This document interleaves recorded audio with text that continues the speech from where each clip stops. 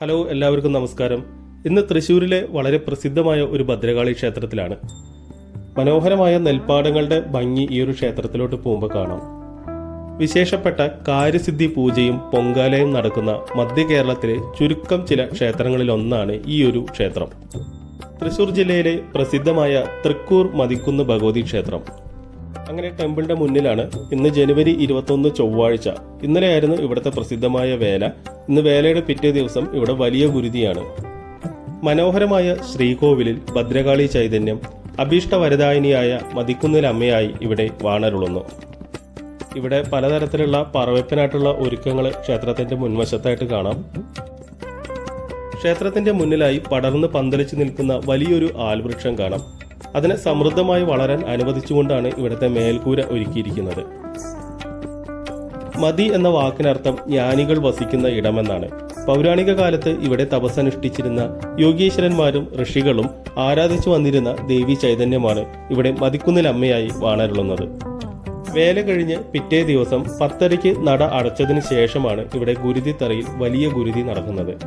വലിയ ഗുരുതിക്ക് നടയടിക്കുന്നതിന് മുന്നോടിയായി വെളിച്ചപ്പാടിന്റെയും തിറയുടെയും മുടിക്കോലങ്ങളുടെ എല്ലാം എഴുന്നള്ളത്ത് നടക്കാൻ പോവുകയാണ്. അപ്പോൾ ആ ഒരു കാഴ്ചകളിലേക്ക്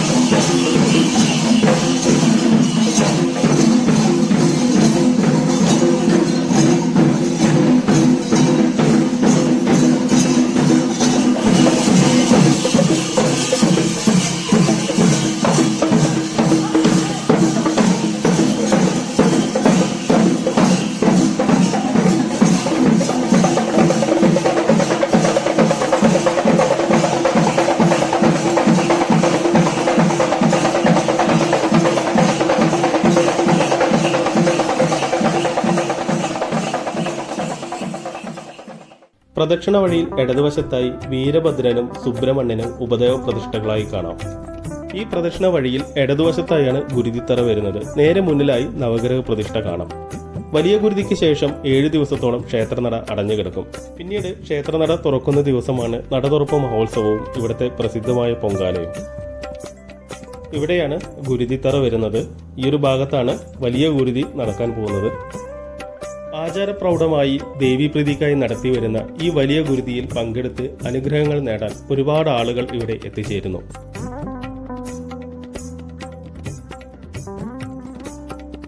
നവഗ്രഹ സ്തോത്രങ്ങൾ എഴുതി വച്ചിരിക്കുന്ന വലിയ നവഗ്രഹ പ്രതിഷ്ഠ ഇവിടെ കാണാം.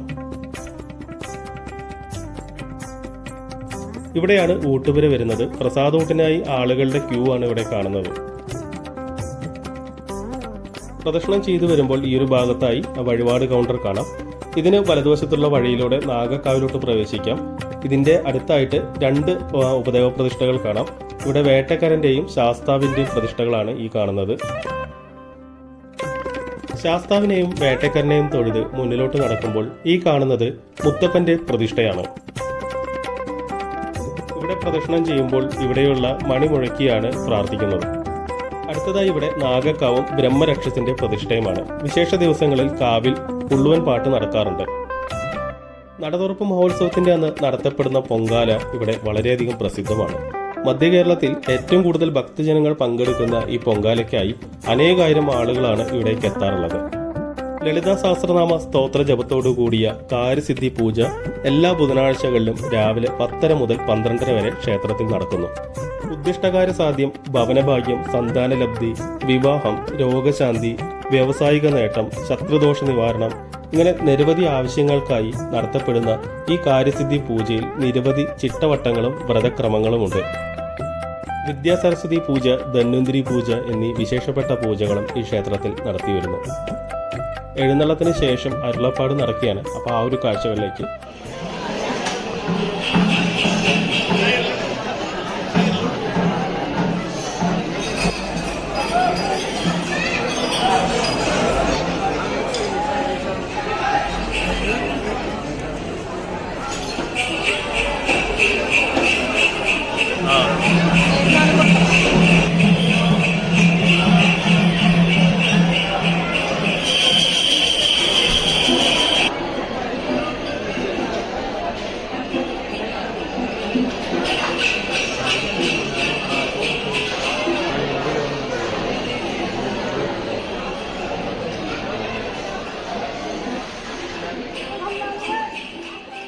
കർക്കടക മാസത്തിലെ അഷ്ടദ്രവ്യ മഹാഗണപതി ഹോമം, രാമായണ മാസാചരണം, ശാസ്താവിന് മണ്ഡലാവസാനം നെയ്യഭിഷേകം, തുലാമാസത്തിലെ 2ാം ശനിയിൽ നടക്കുന്ന വേട്ടക്കരൻ പാട്ട്, തൃക്കാർത്തികയിലെ കാർത്തിക വിളക്ക്, വൃശ്ചികം അവസാന നാളിലെ കളമെഴുത്ത് പാട്ട് എന്നിവയൊക്കെയാണ് ഇവിടുത്തെ പ്രധാനപ്പെട്ട മറ്റു വിശേഷങ്ങൾ.